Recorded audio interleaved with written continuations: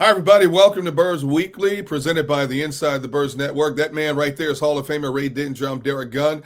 All right, the Eagles have put the Dallas Cowboys behind them. They are now looking ahead to their next opponent, the Super Bowl runner-up, the Kansas City Chiefs. And oh my goodness, the Chiefs have something to prove because they are licking their wounds after losing their season opener to the Los Angeles Chargers 27-21. Ray, I watched that game. I'm assuming you watched some of it, if not all of it. Were you a little bit shocked the way that game turned itself out? Because basically, Kansas City hadn't beaten, had not lost to the Chargers since what, 2021, something like that.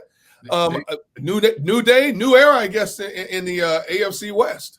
Yeah, the Chiefs just own the Chargers, and I don't know. I guess I just assumed that was going to happen again.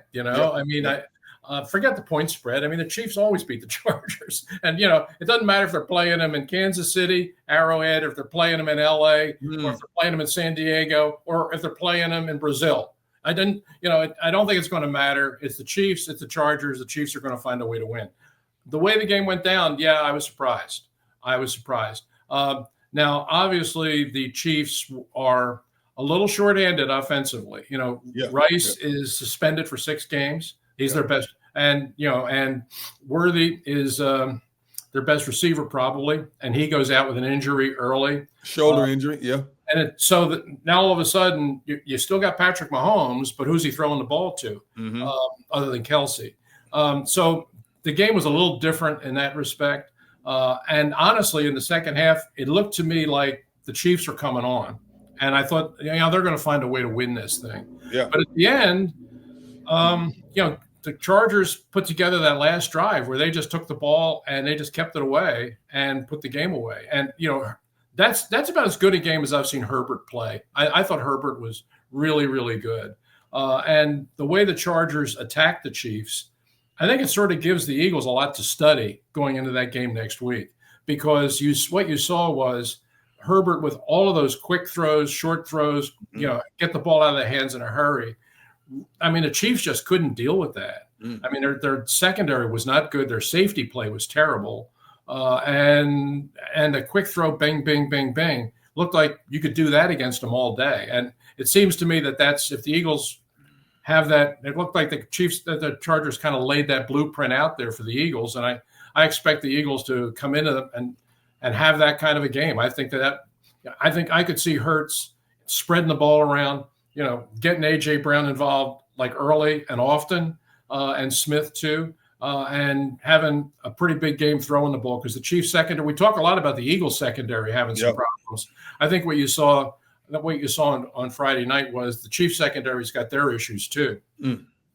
I think what Justin Herbert did was Mahomes the Kansas City defense. That last defining play where he took off and ran for the first down to seal the win, I think that's a maturation process in him as well. His decision-making, number one, he was pinpoint accurate throughout the course of the game. You're right. Lightning quick release, the way Mahomes usually has it, lightning quick release, and his ability to scramble to buy time or to run if he had to.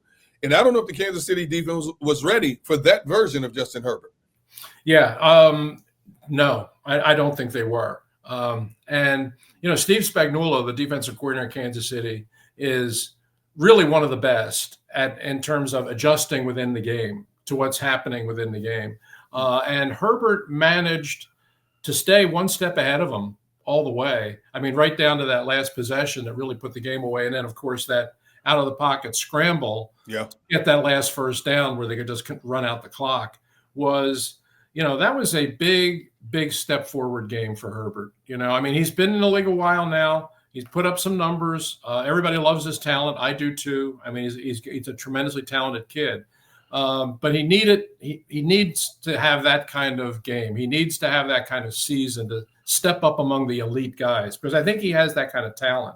And that was a very impressive performance for him. And to win that game against a team that they have had no luck with for years is a great way for the Chargers to start this season. I mean, going into the season, Gunnar, I don't know what you thought of the Chargers. I didn't have particularly high hopes for them. I didn't either. I thought, could they win 10 games? Yeah, maybe get to the playoffs. Yeah. But is there a feeling there that they could play with the Baltimores, the Buffaloes, the Chiefs, like in a big game. I wasn't feeling it. After what we saw on Friday night, maybe we got to start thinking about that.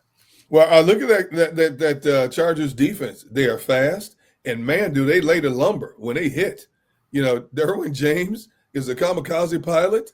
And one of the hardest hitting guys on the back end of a defense, and they just flew to the ball. And boy, did they attack Patrick Mahomes. It was similar almost to what the Eagles did to him in the Super Bowl.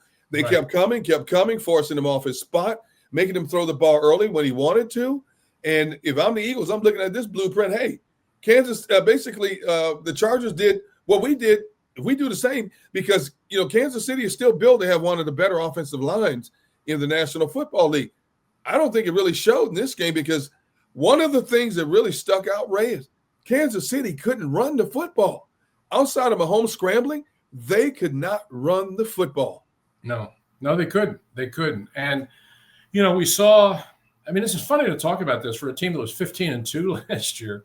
But there were – even going into the Super Bowl, I had real questions about how good their offensive line was. And I thought that to me was why I thought the Eagles had a real chance to win that game. I thought the Eagles front was going to be way better than Kansas City's ability to block it. And that was how it turned out. And in the offseason, when you saw the moves that the Chiefs made, a lot of them were addressing the offensive line. And, Andy felt like, I got to get better up there to let Mahomes and my playmakers do their thing. And they brought some new guys in. They implemented some new things in the system. There was a lot of talk this offseason that, the offensive line, we had some issues, but we got it shoring up now. I don't know. After seeing what we saw on Friday night, I think they still have issues on the offensive line. And there's one thing, if there's one truism in pro football, I mean, you can have a great quarterback, and there is no question, nobody got any question of the fact that Patrick Mahomes is a great player, a great quarterback. But you saw what happened in the Super Bowl, and to some degree, you kind of saw what happened on Friday night. That if the rest of the offense doesn't function around him, it's very hard for him to be the quarterback that we've all known him to be. I know it's only a one-game sample, and I don't like to make too much of a season-opening game. We always try to make definitive decisions after teams have played 3-4 games. That's when you get a true feel for what this team is going to be or what it isn't going to be.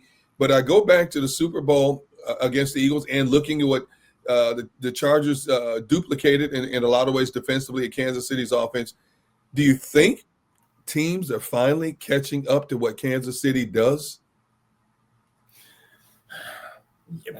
Possibly, yeah, possibly. I think that it's more basic than that. I think it really is the quality of their offensive line. I think they have, I think Creed Humphrey's a really good player. I agree. I think Creed Humphrey, their center, maybe the best center in the league. If I had to rate them, if he's not number one, he's right there. I mean, he's that good. The other guys, I'm not so sure. And you see that. You certainly saw it in the Super Bowl. And they saw it again on Friday night to an alarming degree if you're a Chiefs fan. They've got the other players, and they've certainly got the quarterback. But if you don't win that battle at the line of scrimmage, if you don't win tackle to tackle, it's hard to win. That's one thing that the Eagles have. That's one fundamental aspect of their philosophy. Their organizational philosophy is build in the trenches, win at the line of scrimmage. I mean, that's what they've been about, and that's one of the reasons why they've won so much. And the Chiefs right now, they've got Andy, they've got the system, they've got the quarterback, but right now they're not winning that battle at the line of scrimmage. And if that's the case, I don't know if they're going to get back there. I mean, I know you looked as I looked, and over the last week for all of everybody's predictions. All media, TV, newspapers, print, online, everybody's predicting who's going to go to the Super Bowl. And we all know where those predictions generally wind up, but they kind of give you an idea of where everybody stands in week one. And I'll tell you, I looked at all of them.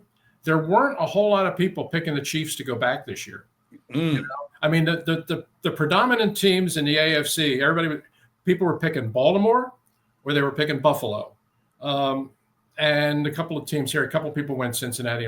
But not much with the Chiefs. The feeling that was out there kind of was, their time may have passed a little bit, and they're going to have to retool and come back. But right now, they're not that team anymore. And we'll see. I think that this week's game with the Eagles is going to tell us a lot. If the Chiefs can still be the Chiefs, they're going to show you next Sunday. Because they sure as heck don't want to lose to the Eagles again. They sure as heck don't want to lose at Arrowhead again. And they sure as heck don't want to start the season 0-2. So whatever they are, whatever they can be, you're going to get their best shot next Sunday. And I think it'll tell you a lot about – we all say it's going to tell us a lot about the Eagles. It's going to tell us a lot about the Chiefs too. Well, I look at the Eagles against Kansas City in recent years, and the Eagles have owned Kansas City in the regular season. And, of course, they beat the brakes off them in the Super Bowl. And I think there's some psychological warfare going on here as well, because the Eagles are not afraid to go in and play at Arrowhead. That's one of the loudest stadiums in the National Football League. And the Eagles have gone in there and had a measure of success. They beat them on neutral ground as well. They're not in fear of Patrick Mahomes. I fully expect Vic Fangio to come after Patrick Mahomes, especially now we don't know the status of Xavier Worthy. And, of course, they're already down 2 receivers before Worthy went down. Now he's down with a shoulder injury. As we talked about, right now they can't run the football. So what is it going to be? Just Patrick Mahomes playing 1-on-11 at this point? So I think the Eagles are in a good spot. They're riding the high of beating the Dallas Cowboys at home in a season opener. And they're going into an environment, a very hostile environment, that basically they don't fear because of the success they've had there in recent past years. They shouldn't. And you're quite right about Arrowhead. If anybody, I know you've been to Arrowhead. Yep. I've been to Arrowhead many times. I mean, I went to Arrowhead when Len Dawson was still playing. Oh my goodness! So I've been to Arrowhead many times, and you're right. It is a tough place to play. It is loud. The crowd is rough. They generate a tremendous amount of noise in that building, and it's a tough place to play. But the Eagles have proven that they can go in there, play well, and win. And I think the Eagles have an advantage here in that that they're going to have a little bit of rest. They played Thursday. They get a couple extra days. And the Chiefs they just flew to Brazil and just flew back. And that takes a toll on you. I mean, last year, the Eagles made that trip. They came home and lost a home game to a very average Atlanta team. Exactly. So I think that wasn't that big a deal. Oh, yeah, 10 hours each way? No, I think it is. And I think so. Will that sap the Chiefs a little bit? Look, I know they have all the motivation in the world because, again, they're 0-1, and they sure as hell don't want to be 0-2. Yeah. But I think that back and forth, that's a problem. I think that could be a problem. And the Eagles walk into Arrowhead really with no fear because they've won there before. But I think it's going to be a real important game for both of these teams because it's a game where the Eagles can kind of make a statement about what happened in February wasn't an accident. We're going to come into your stadium and do it to you again. And the Chiefs need to prove to all the people that have kind of starting to count them out a little bit that no, we can still play with these guys and don't write us off just yet. So that's going to be that's going to be a game that everybody's going to be watching. And I think it's a game that's going to tell us a lot about where both of these teams are headed. All right, Ray, the moment of truth. Who you picking, Chiefs or Eagles in week number 2 of the National Football League? I'm going to take the Eagles. Yep. Partly for the reasons that we've just talked about. The Eagles tend to play well in Kansas City. I think it's going to be a little tough for the Chiefs coming off of this Brazil trip. And based on what I saw with the Chiefs in the game against the Chargers, we talk about the Eagles having issues in their secondary. I think the Chiefs have them too. Yep. And, I think the Eagles are going to win this game. I think it'll be close, but I'd say something like along the lines of a 27-24 kind of game. I agree. I think it's going to be another nail biter, but because of the Eagles' success and that's the psychological advantage they have right now over Kansas City, I think they're going to go in there, even though the Eagles have some question marks on the back end of the defense. I thought the Eagles' linebacking core played very well against Dallas. The front played well against Dallas. I think the Eagles go in there and get off to a 2-0 start. And you said 27-24. I'm going to go 24-20. Eagles get the all-important road W. From my colleague, my friend, Ray Didinger, I'm Derrick Gunn. This has been Birds Weekly, presented by the Inside the Birds Network. We'll talk to you next week after the Eagles take down the Kansas City Chiefs. So long, everybody.